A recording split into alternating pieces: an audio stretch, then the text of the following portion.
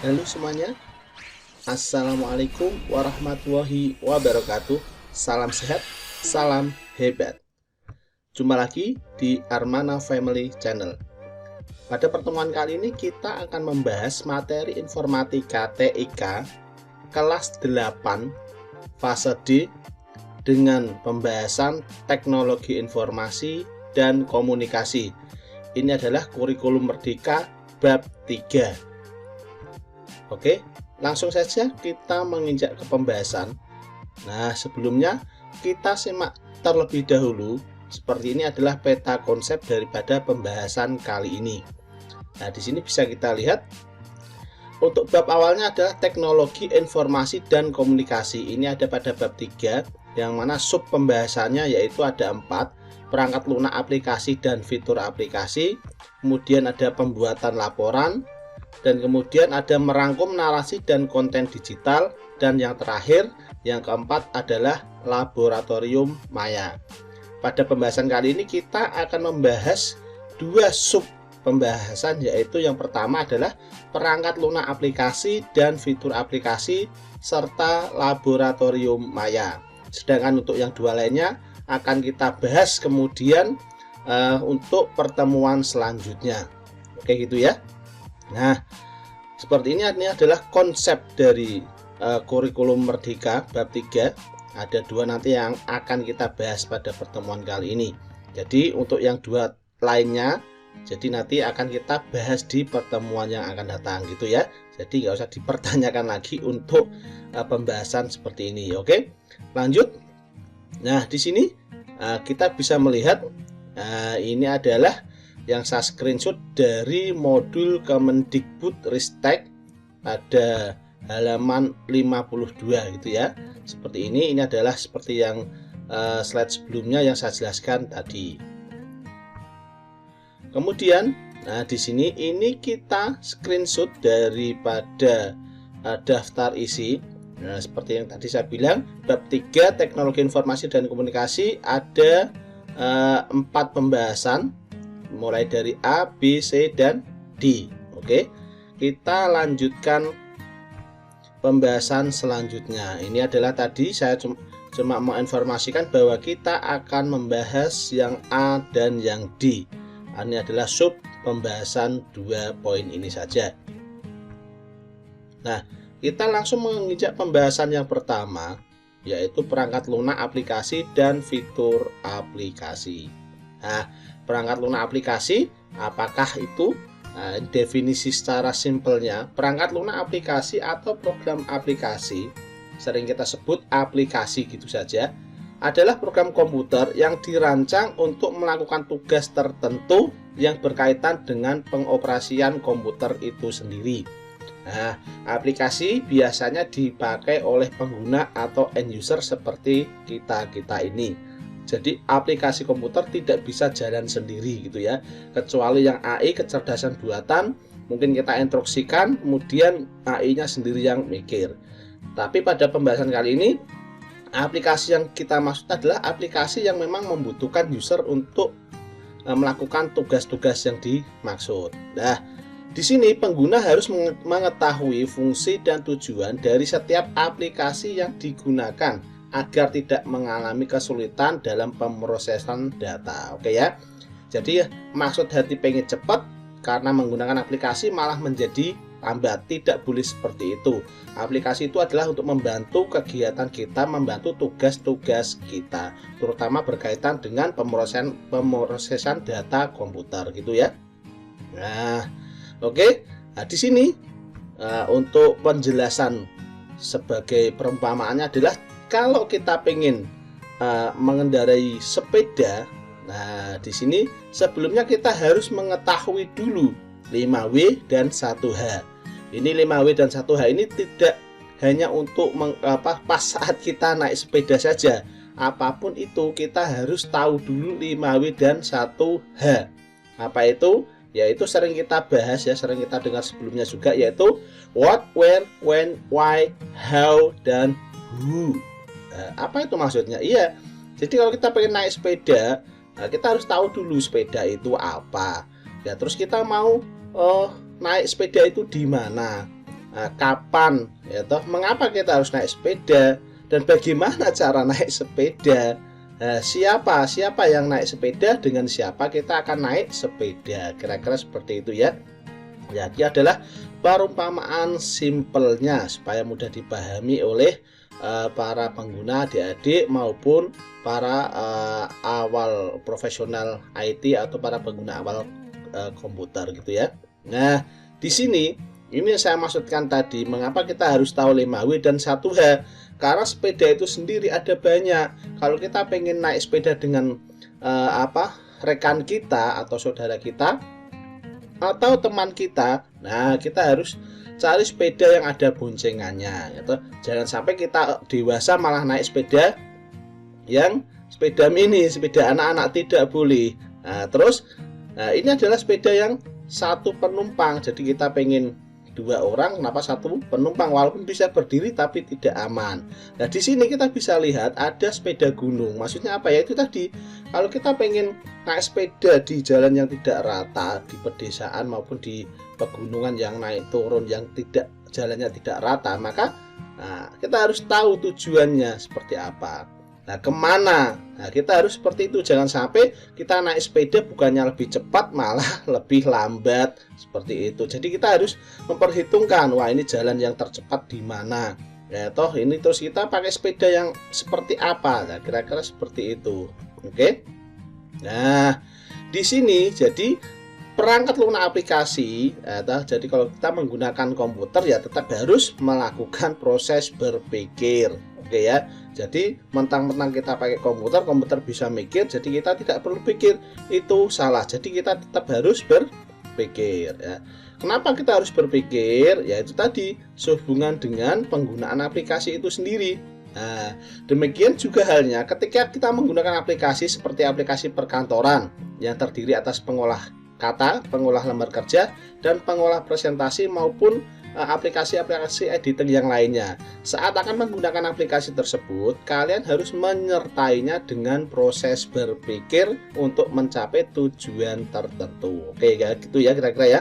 Nah, oleh karena itu, agar dapat mempergunakan aplikasi perkantoran secara efisien, secara benar, kita perlu memahami objek utama yang dikelola dan elemen-elemennya, layanan yang disediakan bagi pengguna, dan antar muka dengan pengguna atau graphical user interface-nya kita juga harus paham. Oke ya gitu ya.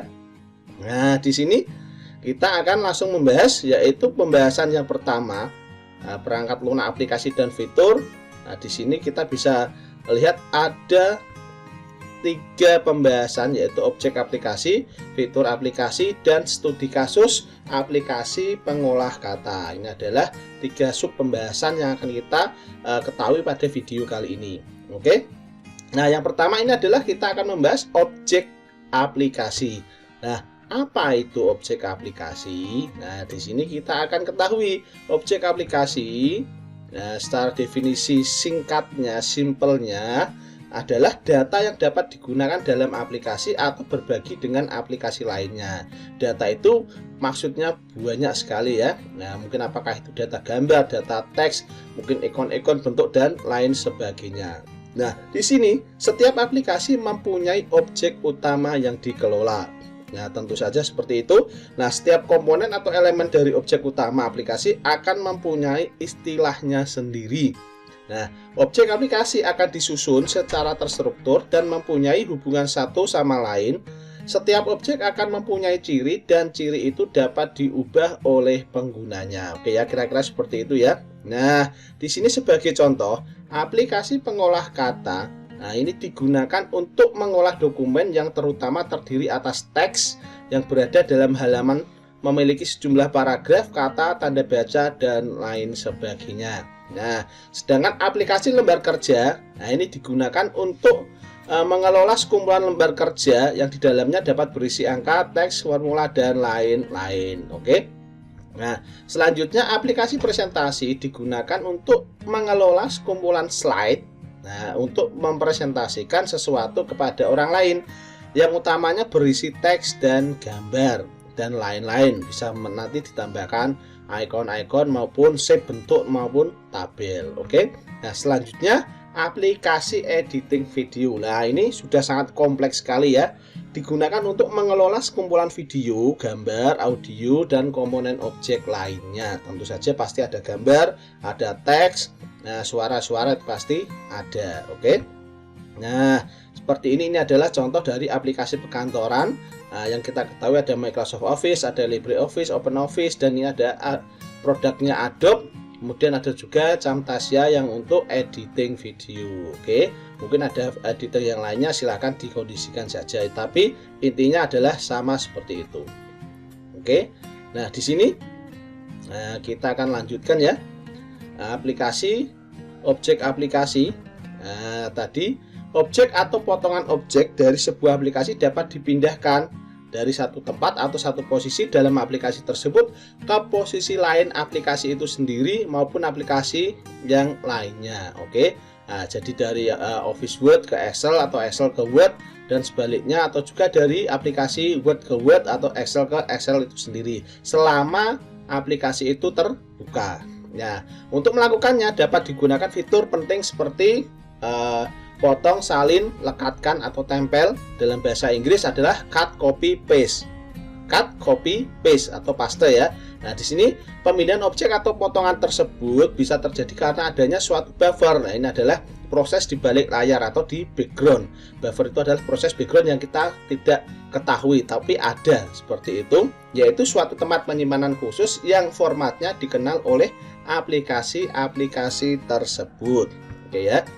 Nah, selanjutnya objek utama aplikasi diolah sementara pada jendela aplikasi yang terbuka. Nah, tadi objek tersebut akan hilang saat pengguna keluar dari aplikasi.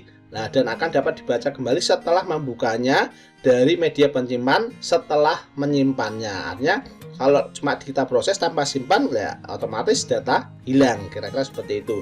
Nah, supaya tidak hilang, nah saat aplikasi ditutup atau pengguna keluar dari aplikasi, objek utama aplikasi disimpan sebagai file. Sebelum keluar dari aplikasi itu maka harus kita simpan dengan menekan tombol save atau save as. Save adalah simpan, save as adalah simpan lagi sebagai. Nah, kira-kira seperti itu. Nah, ini tadi sudah kita lihat, ini adalah fitur dari cut, copy, paste yang ada di menu home. Nah, menu home itu adalah menu yang sering dipakai gitu ya kira-kira ya. Nah, dan seperti ini adalah ikon atau gambar lain daripada cut, copy, paste, dan save. Kira-kira seperti itu ya. Jadi kalau ada tombolnya seperti ini, maka itu adalah fungsinya kira-kira sama. Oke, kira-kira seperti itu. Nah, selanjutnya di sini, nah ini sebenarnya kita bahas untuk fitur aplikasi tidak apa-apa. Di sini kita jelaskan yaitu ada cut, copy, paste, dan save. Oke, cut itu adalah memindahkan. Artinya setelah kita cut maka file aslinya akan hilang atau tidak ada. Tentu saja cut itu harus dibarengi atau dilanjutkan dengan instruksi paste. Nah, cut ini shortcutnya atau tombol alternatifnya adalah CTRL itu adalah kontrol ditambah X huruf E. Jadi kita tekan tombol kontrol, kita tahan dan kita kemudian pencet tombol X. Nah, kira-kira seperti itu adalah shortcut seperti itu. Kemudian salin atau tombol copy. Kalau ini adalah menyalin, artinya setelah kita salin maka data aslinya masih ada. Jadi akan menduplikat, kira-kira seperti itu. Ya, tentu saja setelah di tombol copy kita harus paste kemana. Kalau tanpa paste berarti ya kita data itu tidak akan tersalin atau tidak akan tercopy. Shortcutnya adalah CTRL, Ctrl plus C. Oke. Selanjutnya ini adalah paste. Nah, paste di sini bisa kita lihat kalau ikonnya seperti ini. Ini fungsinya adalah instruksi tambahan, instruksi action tambahan. Artinya kalau kita tidak paste, ya kita tidak akan mendapatkan instruksi sebelumnya, kira-kira seperti itu. Jadi kalau paste saja, paste itu pasti tidak akan aktif atau pasti akan disable kalau kita belum mencet tombol cut maupun copy gitu ya. Nah, ini diawali dengan copy atau cut terlebih dahulu baru bisa di paste atau di paste. Oke, shortcutnya adalah Ctrl plus V, huruf V tadi itu ya. Oke, selanjutnya adalah simpan atau save seperti ini. Ini adalah untuk menyimpan perubahan dokumen yang sudah kita buka, kita edit, kita tambah-tambahkan, kemudian kita delete maupun apapun itu yang ada di aplikasi tersebut, maka kita harus simpan dengan cara klik tombol simpan, save maupun dengan shortcut yaitu Ctrl plus S gitu ya. Nah, Oke, ini sebenarnya bagian daripada fitur aplikasi. Oke, ada cut, copy, paste, dan ada save.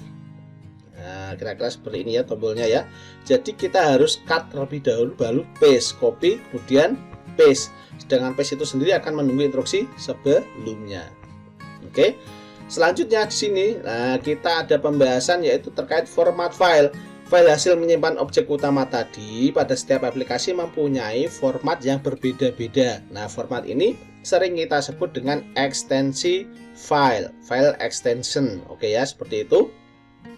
Sebagai contoh aplikasi pengolah kata. Nah, tapi sebelumnya kita sampaikan dulu ada banyak sekali ekstensi populer. Di sini ada TXT, PDF, JPG, MP3, MP4, doc, XLS, PPT, dan lain sebagainya. Ini adalah beberapa ekstensi yang populer. Nah, contohnya tadi aplikasi pengolah kata, aplikasi lembar kerja, ada aplikasi presentasi, nah, format video, dan tentu saja ada format gambar dan format suara atau audio. Nah, di sini aplikasi pengolah kata, nah ini seperti contohnya adalah RTF, DOC, DOCX, dan ODT. DOC itu adalah format Word yang versi lama 2003 ke bawah, yaitu Office 2000, 2002, 2003. Sedangkan DOCX itu adalah versi awal mulai dari 2007 hingga Office yang sekarang. Oke ya, seperti itu format terbarunya. Oke, selanjutnya, nah ada juga dari CSV. Ini adalah yang aplikasi lembar kerja atau Excel ya. Itu format filenya ada CSV, XLS, XLSX, XLSM, M itu adalah makro, XLSB, B itu adalah binary, dan ada ODS. Yang ODT, ODS ini adalah cenderung ke Office yang LibreOffice maupun OpenOffice. Itu adalah Office alternatif yang tidak membayar. Kira-kira seperti itu. Nah, selanjutnya aplikasi presentasi. Nah, kalau untuk aplikasi presentasi pasti tentu saja ada PPT, ada PPTX, ada PPS, dan tentu saja ada ODP. Selanjutnya format video. Nah, format video pasti sudah familiar sekali dengan MPEG versi lama, ada MP4, kemudian ada MKV, WMV, AVI, MOV, dan FLV. Nah, selanjutnya untuk format gambar itu sendiri yang sangat populer pastinya adalah JPG atau JPEG, ada PNG, BMP, TIF, GIF, SVG ya. Ini adalah untuk vektor, EMF, AE, CDR, PSD. Ini adalah untuk yang Adobe maupun Corel. Nah, selanjutnya ya, yang terakhir ini adalah suara. Tentu saja ada MP3, WAV, WMA, M4A, ada FLAC juga, ada AAC. Nah, ini adalah format-format file untuk setiap aplikasi. Tentu saja pasti berbeda-beda. Oke ya. Nah, tentu saja ada yang masih murni, teks murni, isinya adalah teks semua, tidak ada gambarnya. Itu biasanya format filenya adalah TXT, ada juga HTML, CSS, CRT, JS, PHP, BAT, ini log. Ini adalah biasanya cenderung ke instruksi-instruksi komputer maupun aplikasi-aplikasi yang web. PHP, CSS, ini log itu adalah biasanya konfigurasi. Oke ya, gitu ya.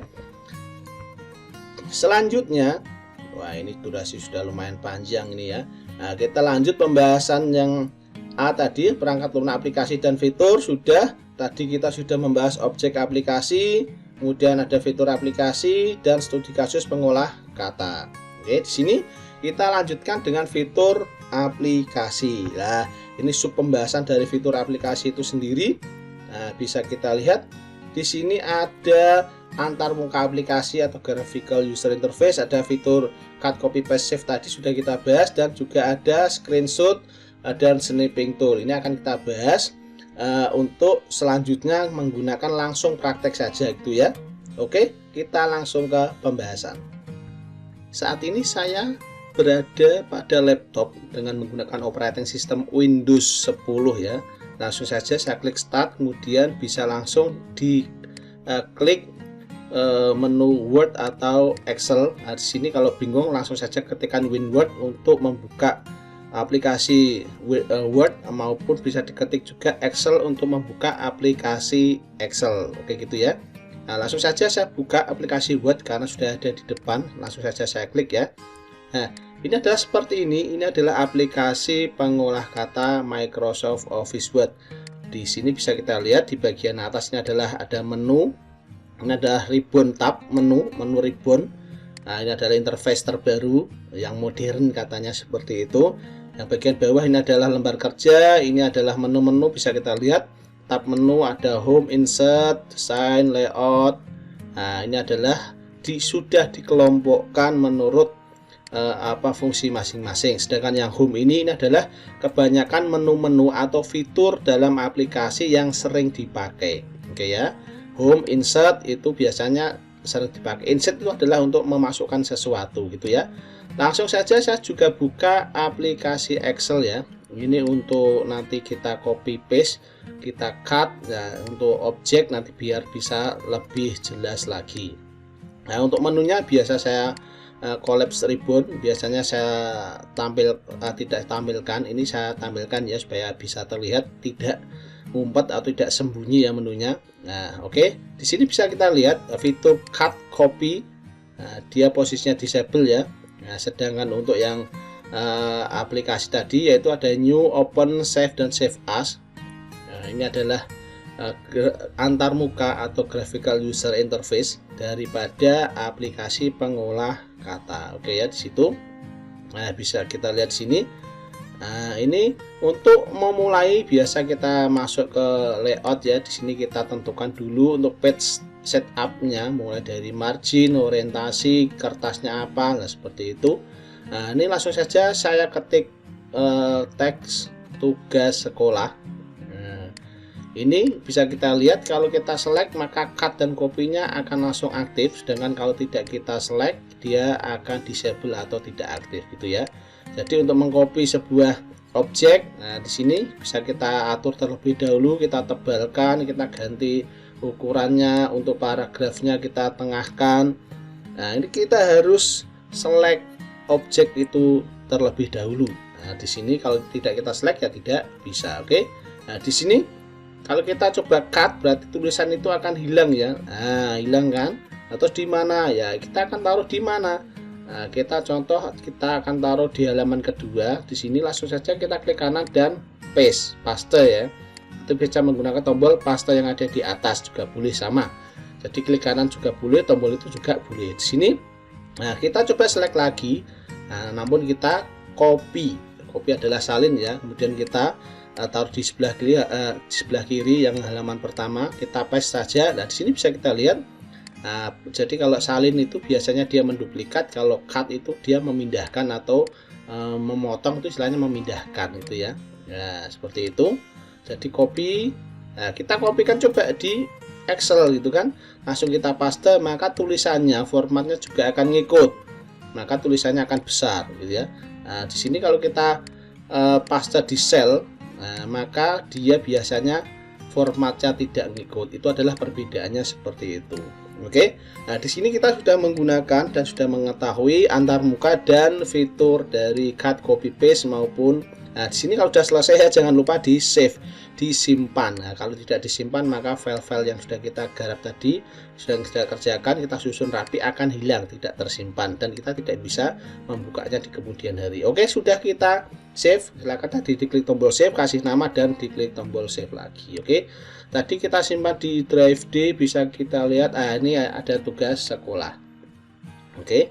Nah, kira-kira seperti itu. Itu adalah penjelasan singkat terkait fitur-fiturnya. Jadi fitur itu sebenarnya adalah menu-menu yang ada di dalam aplikasi itu sendiri. Nah, bisa dilihat di sini menunya sudah rapi dikelompokkan menggunakan tab-tab di sini ya, sudah disesuaikan. Home itu berarti home sudah sering dipakai. Di sini coba kita insert ya. Kita coba insert picture atau gambar. Di sini saya sudah mempunyai banyak gambar di sini. Nah, yang mana nih yang saya masukkan? Oke ya, ini saya ambil contoh satu saja. Ini kalau kita mau menginsert gambar, tinggal diklik tombol insert tadi, pictures, kemudian dicari gambarnya. Dan seperti ini, supaya bisa di otak-atik, dihias maupun diolah. Nah, bisa dilihat ada tab baru namanya picture format, bisa dipindah-pindah, kita klik order di depan teks ya. Nah, jadi bisa dipindah-pindah dengan bebas. Nah, biasanya saya atur seperti itu, saya copy dan saya paste di Excel ya, bisa dilihat dari Excel ke Word selama aplikasi itu masih terbuka, maka dia buffernya masih kesimpan. Nah, kira-kira seperti itu. Tadi saya cut, berarti dia hilang. Kemudian coba saya copy lagi. Nah, di sini maka akan muncul. Nah, di Excel ada, di Word juga ada, itu ya. Nah, itu adalah objek ya, maupun shape itu juga sama berlakunya seperti itu. Di sini bisa kita atur ya. Jadi picture format itu karena kita klik objek gambar, maka di situ akan muncul tab baru picture format. Itu adalah pengaturan, edit maupun aksesoris menu yang lainnya atau fitur-fitur yang lainnya sudah dikelompokkan. Jadi luar biasa lebih mudah. Nah, ini adalah menu yang dimulai pada Office 2007. Jadi Office yang versi lama, Office 97, 2000, 2002, 2003 itu menunya masih biasa saja. Nah, seperti itu ya. Jadi kalau yang sekarang karena sudah zamannya Windows 11 dengan Office-nya juga sudah baru-baru mulai dari Office 2016, 2019, 2022, maka saya pilih yang Office 2000. Ini Office 2001 ya kalau nggak salah ya. LTSC 2001. Kurang lebihnya sama sih untuk interface-nya. Oke. Itu saja untuk pembahasan terkait dengan antarmuka dan fitur aplikasi. Oke, kita akan lanjutkan dengan print screen dan snipping tool. Langsung saja pencet tombol print screen yang ada di keyboard sebelah tombol F12 ya. Nah, setelah diklik itu maka kita tinggal langsung klik kanan paste. Nah, seperti ini. Ini adalah hasil print screen. Setelah kita paste, kita paste, maka dia akan mengcopy layar. Jadi print screen itu adalah screenshot. Nah, biasanya dalam HP ya. Biasa dalam HP adalah screenshot sama atau tangkapan layar sama. Jadi seperti ini. Ini adalah kita pastekan di Excel, kita paste di Word, sama hasilnya seperti ini. Nah, kalau kita melakukan pengolahan di Word dan Excel itu enaknya apa ya? Tadi ada tab picture format. Jadi kita bisa melakukan pemotongan, crop, dan langsung pengeditan juga. Di sini kita coba lakukan crop ya, tinggal klik menu atau fitur crop ya, kita tinggal tarik saja, menyesuaikan mana yang mau dihilangkan dan mana yang mau dibiarkan tampil, kira-kira seperti itu ya. Nah, seperti ini. Nah, enaknya kalau di Word dan Excel itu ada menu tab ini, picture format ini, jadi enak sekali untuk melakukan pengolahan dari hasil print screen itu ya. Nah, jadi intinya print screen itu adalah untuk tangkapan layar atau untuk menangkap layar yang saat itu aktif, semuanya mulai dari menu taskbar maupun menu yang sedang aktif, kira-kira seperti itu. Nah, di sini saya melakukan format yaitu dengan cara memberikan garis border, kemudian ada juga kita bisa terangkan, kita potong, yaitu menggunakan fitur-fitur yang ada di menu picture format. Ini saat ini saya berada di Microsoft Office ya, Word dan Excel. Kira-kira seperti itu ya. Jadi fungsinya sangat simpel sekali. Kita tinggal pencet tombol print screen. Nah, kalau di keyboard biasanya ada di sebelahnya tombol F12. Kalau di laptop biasanya yang nggak jauh beda di pojok kanan atas. Kira-kira seperti itu ya. Nah, silakan dilakukan format picture sesuai kebutuhan. Oke. Nah, itu jadi intinya bagaimana kalau kita ada di aplikasi yang lainnya ya, menyesuaikan dengan fitur-fitur pada aplikasi tersebut. Namun pada aplikasi Office ini sudah sangat luar biasa di sini. Nah, kita bisa lakukan copy paste, copy paste dari Excel ke Word, Word ke Excel.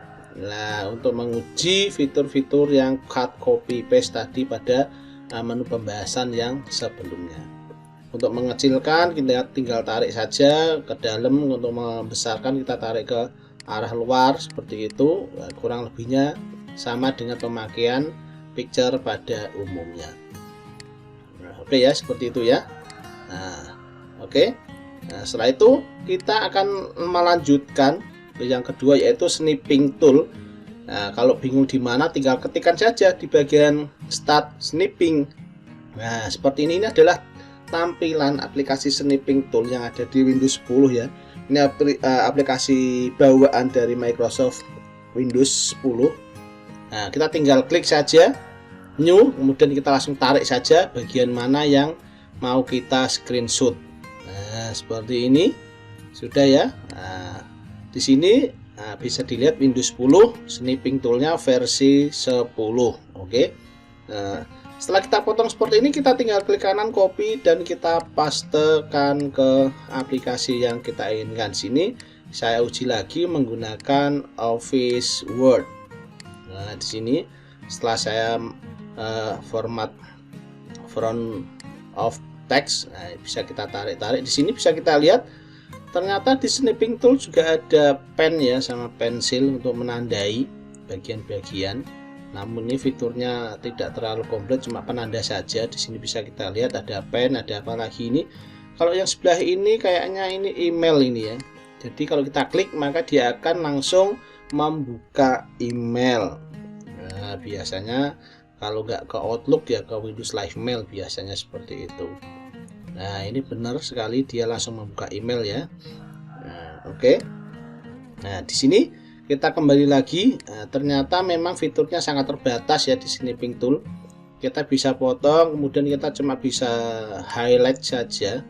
Highlight biasanya ya kuning tadi itu. Nah, ini kalau kita bisa pen ya, modelnya kecil ya. Nah, kita bisa ganti-ganti warnanya. Kemudian kalau kita klik tombol save, kita simpan. Nah, sudah itu kita simpan saja JPG atau PNG seperti itu. Nah, kita copy, kita pas lagi. Nah, silakan bisa di copy pastekan di WhatsApp ya, atau di Skype atau di Word, Excel dan lain sebagainya. Kira-kira seperti itu. Ini adalah snipping tool ya, sama seperti print screen, namun snipping tool itu sudah istilahnya mode lanjut ya, jadi bisa langsung diproses untuk dikasih tanda-tanda, kira-kira seperti itu. Jadi kalau memang suka pakai ini ya silahkan bisa dipakai gitu ya. Nah, kalau kita coba lagi ya, kita coba lagi snipping tool, kita coba fitur-fiturnya. Nah, silahkan dicoba-coba, nggak ada salahnya. Nah, kita coba lakukan pengeditan. Tadi saya lihat ada menu di mana ya, menu edit. Nah, ini edit with Paint 3D. Kalau di Windows 10 itu ada Paint 3D. Kalau di operating system yang lainnya sebenarnya ada Paint versi lama juga ada. Tampilannya nggak jauh berbeda ya, cuma itu ada perbedaan di menunya saja, pengelompokannya saja. Nah, di sini kita coba akan kasih teks ya. Kita tambahkan teks di sini, kita ubah warnanya. Ya, biasa kalau kita print screen atau kita highlight sebuah tangkapan layar, itu biasanya akan kita kasih tanda-tanda seperti ini. Nah, kita kasih tanda, mungkin kita kasih kotakan, kita kasih garis seperti itu. Nah, supaya nanti kalau kita kasihkan ke teman kita atau rekan kita tidak ada yang ditanyakan ini ngasih gambar apa seperti itu kan, karena sudah ada highlight dari tanda-tanda yang kita ingin maksudkan untuk dipertanyakan ini apa seperti itu. Nah, di sini bisa dilihat. Nah, ini kalau kita cek ya, ini sepertinya cuma ada menu save saja ya. Setelah kita edit ya, mau tidak mau kita harus save dulu. Setelah kita save dulu baru bisa kita kirim atau kita insert. Kalau kita copy sepertinya ini menunya tidak ada. Oke, di sini bisa kita lihat menunya tidak ada. Jadi kita save. Nah, ini agak sedikit kurang praktis ya. Seharusnya setelah kita edit ya bisa langsung kita copy seperti itu. Oke, tidak masalah. Ini adalah snipping tool dengan fitur-fiturnya. Oke ya, saya kira sudah paham seperti itu. Nanti silakan dicoba-coba sendiri. Oke.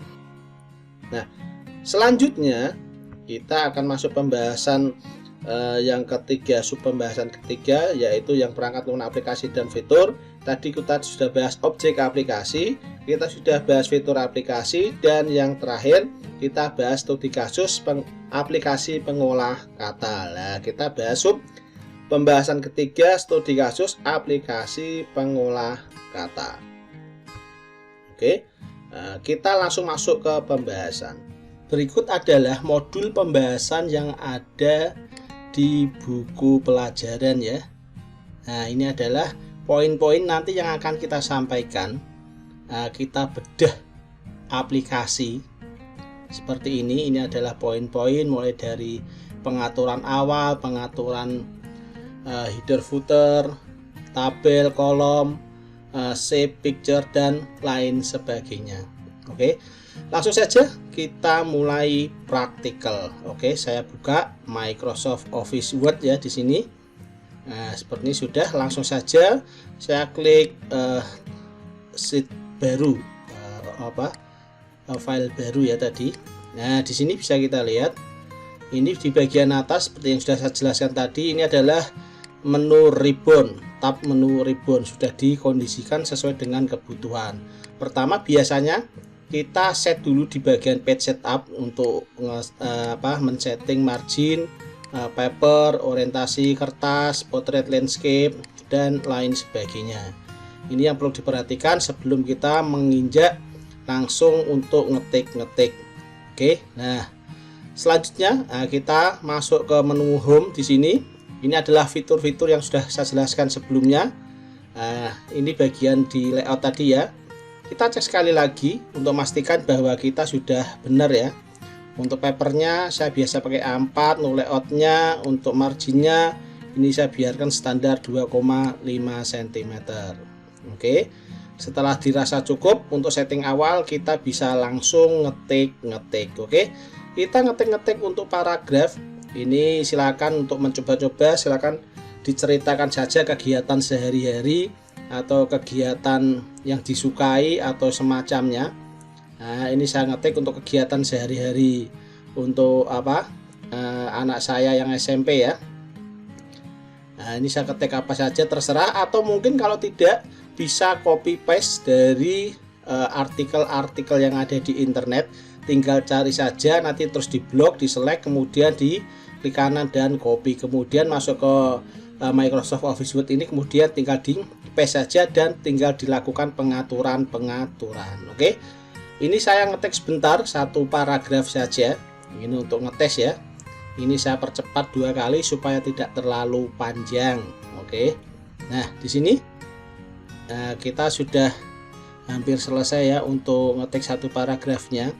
Karena ini latihan, silakan diceritakan saja kesehariannya atau apapun nggak masalah. Nah, setelah selesai dirasa cukup satu paragraf, langsung saja kita lakukan format. Contohnya ini untuk font saya besarkan, kemudian saya tebalkan.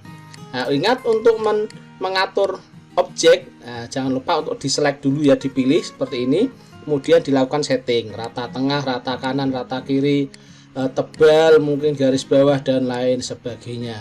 Oke, untuk paragraf sendiri tinggal di tab saja, diklik tombol tab ya di keyboard. Bisa juga dilakukan di desain untuk paragraf juga bisa. Nah, tapi kalau masih belum paham, nanti tinggal simple saja diklik tombol tab, maka dia akan langsung maju ke bagian tengah sedikit. Nah, seperti ini. Ingat, objek harus diselect dulu baru dilakukan setting apapun itu, apakah untuk mentebalkan. Untuk ini adalah paragraf yang semula 1 saya ganti 2 gitu ya. Nah, kira-kira seperti ini.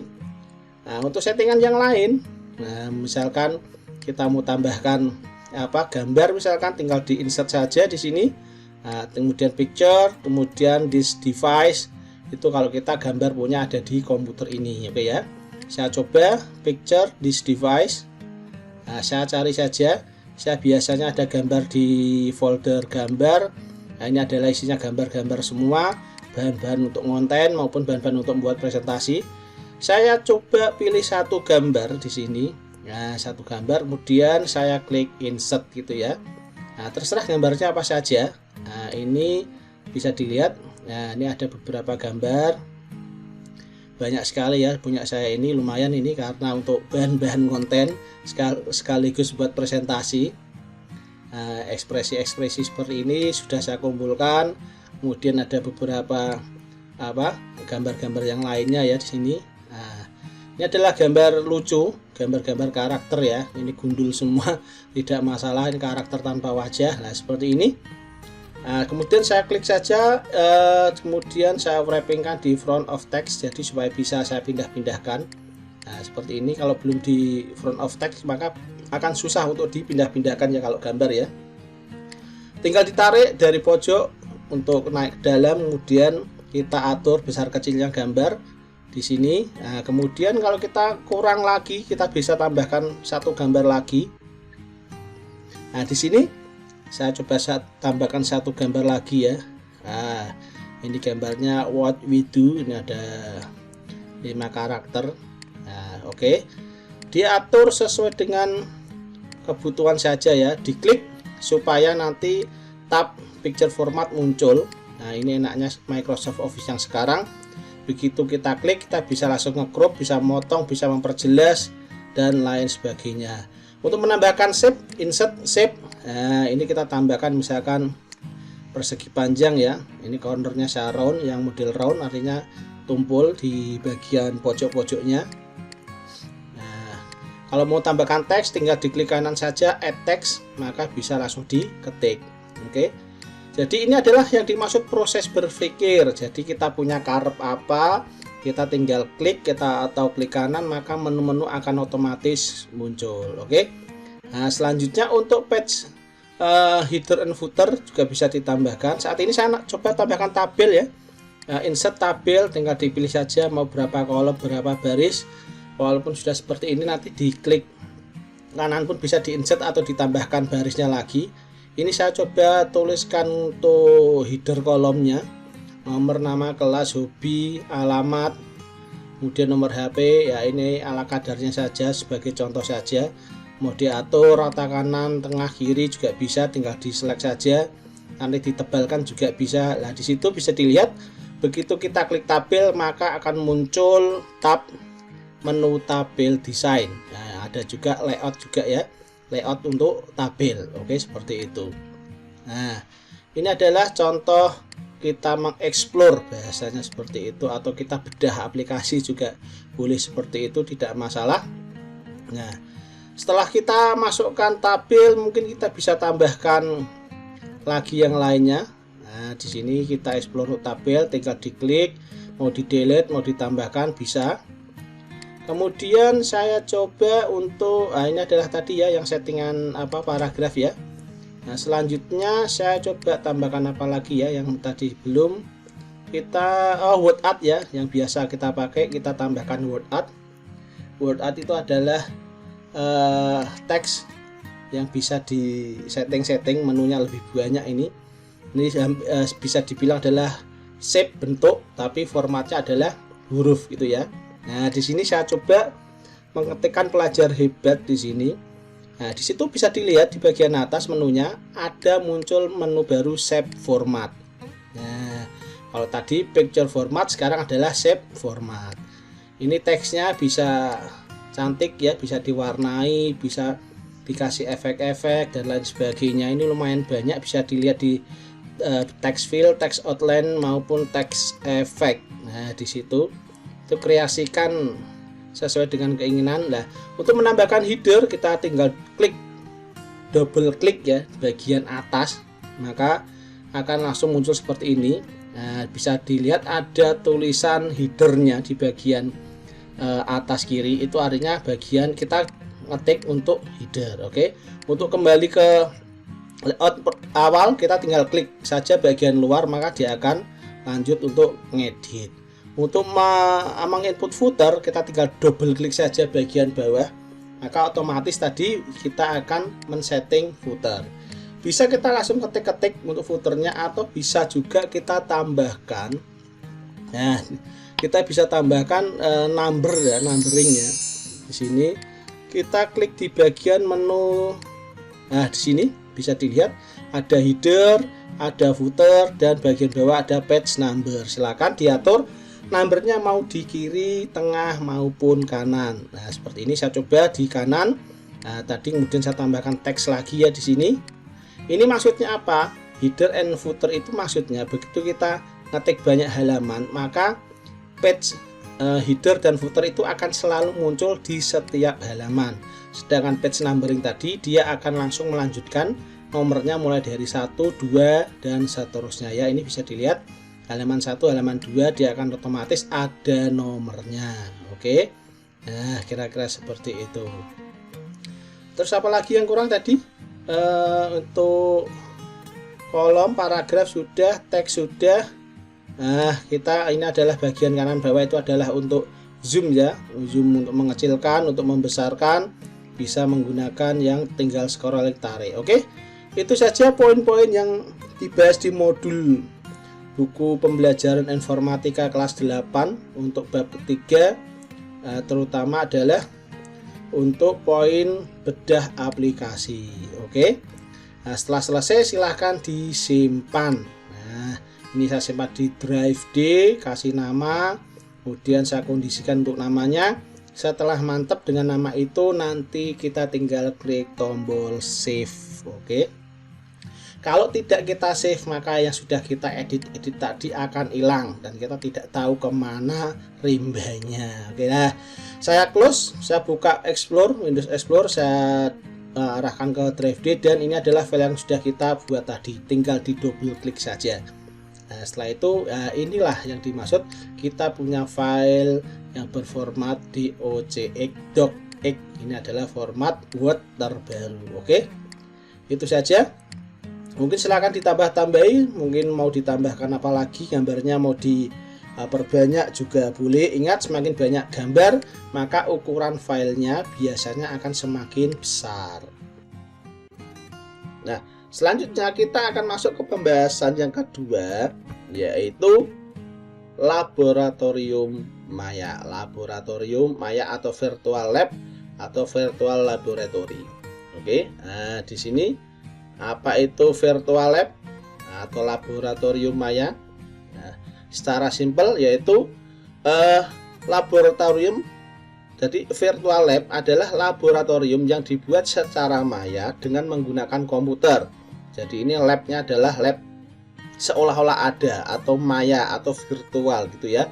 Nah, biasanya berupa file-file digital, baik berupa PDF, e-book, video, web akses maupun game-game atraktif. Nah, aplikasi ini biasanya dipakai oleh pengguna atau end user seperti kita ini yang pengen belajar praktek namun tidak mempunyai banyak dana. Nah, laboratorium maya ini menjadi alternatif awal dari laboratorium praktikum. Jadi ini yang praktek rata-rata seperti itu, yang mana sering membutuhkan perangkat yang mahal dan sangat terbatas keberadaannya. Jadi alternatif daripada laboratorium praktek ya, memang karena mahal kita tidak mampu membelinya, maka alternatifnya ya ini, kita pakai virtual lab untuk pengetahuan awal daripada teori-teori atau materi yang diberikan oleh guru atau dosen-dosen kita. Virtual lab terbilang murah, praktis, dan bisa dipakai secara terus-menerus ya, tentu saja karena begitu setelah dipakai tidak mungkin habis bahannya, pasti akan bisa dipakai kemudian hari. Oke ya.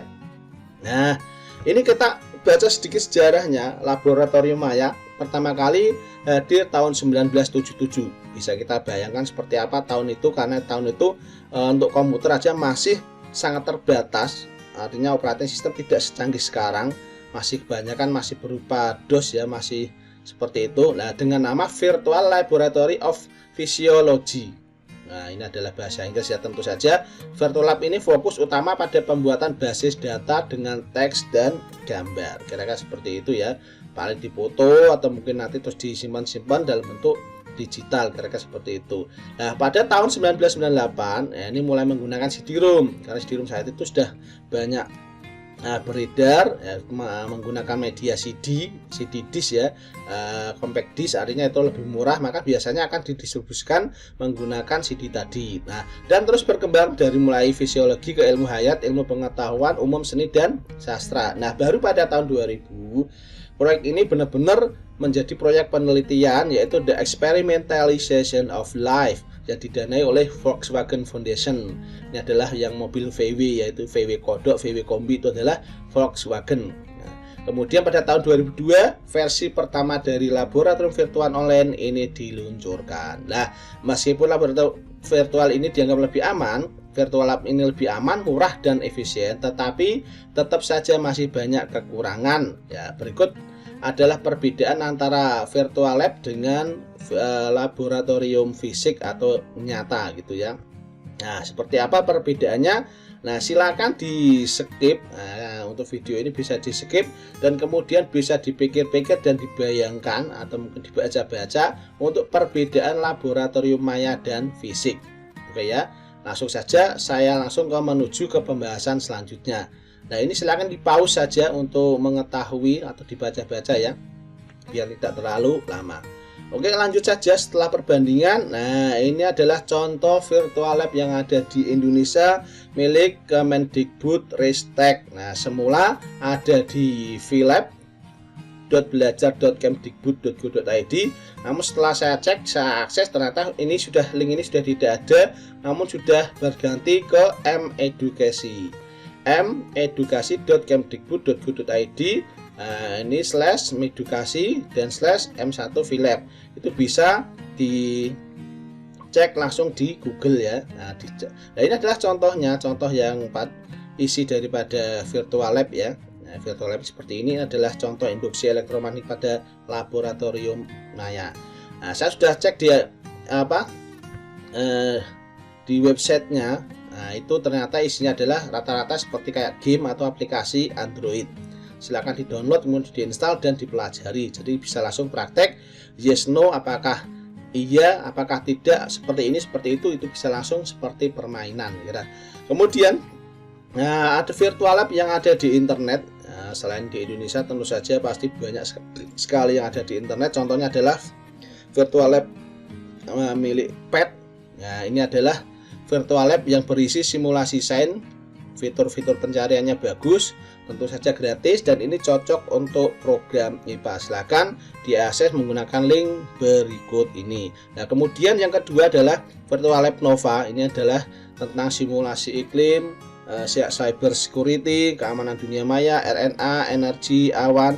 Silakan bisa diakses menggunakan link ini ya, pbs.org ya. Dan kemudian yang ketiga adalah virtual lab Konsorsium. Ini adalah tentang analis data. Ini mempunyai step by step yang lumayan rinci, dan ini dia mengutamakan klaim, bukti, dan penjelasan. Silakan diakses menggunakan link concord.org. Nah, selain itu saya juga menambahkan yaitu virtual lab Universitas 11 Maret. Ini adalah Indonesia, tentu saja bahasanya Indonesia ya. Nah, ini adalah tentang program IPA. Nah, seperti itu. Jadi rata-rata kalau kita internet, rata-rata bahasanya adalah bahasa Inggris. Jadi kita harus mempunyai pemahaman yang bagus tentang bahasa Inggris. Namun jangan khawatir, untuk Indonesia biasanya di beberapa universitas sudah menyediakan virtual lab itu sendiri. Nah, selain itu silakan dilakukan pencarian di googling atau di Bing dengan mengetikkan kata kunci virtual lab atau laboratorium Maya. Itu biasanya akan muncul banyak sekali. Oke, nanti bisa dipelajari di situ. Nah, oke, itu saja yang sudah kita bahas, lumayan panjang lebar ya, yaitu teknologi dan komunikasi. Kita sudah membahas perangkat lunak, aplikasi dan fitur, dan laboratorium Maya. Oke, ada dua item saja yang kita bahas, karena yang kedua nanti akan kita bahas pada pertemuan selanjutnya, karena durasi pastinya akan lumayan panjang. Oke ya. Nah, ini ya dua poin ini yang akan kita bahas. Nah, oke, sampai di sini ya. Mungkin sudah lumayan panjang. Terima kasih sudah menyimak video ini sampai selesai. Salam sehat, salam hebat. Nah, jangan lupa tetap semangat belajar dan berkarya. Oke, terima kasih sudah like dan subscribe. Sampai jumpa di pertemuan selanjutnya. Wassalamualaikum warahmatullahi wabarakatuh.